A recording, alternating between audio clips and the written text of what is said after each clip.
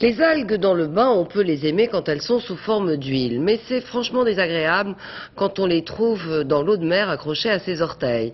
En Bretagne, il y en a de plus en plus depuis 20 ans. Cette prolifération s'explique par les importants rejets de nitrates, liés notamment à l'activité agricole. Explication avec Olivier Sioux et Gabriel Camilla. Voilà ce que sont les algues vertes, la salade verte. Non comestible bien entendu, hein, mais qui vient nous empêcher de profiter de ces paysages magnifiques. Il est intarissable, André Olivreau, intarissable sur ces algues vertes, sans danger pour la santé, mais qui été après été polluent les plages et la vie des Bretons. De juin à août, les grèves se mettent au vert.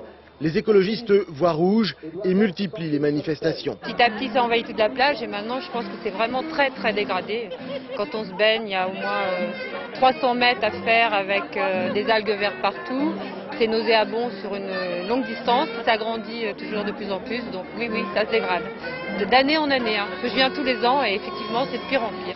Et la seule nouveauté finalement, c'est que les associations, cette fois-ci, ont décidé de porter plainte contre X pour pollution. S'il n'y a pas de retour à la loi, on ne peut rien faire. Si on ne sanctionne pas les pollueurs, eh ben ça continuera.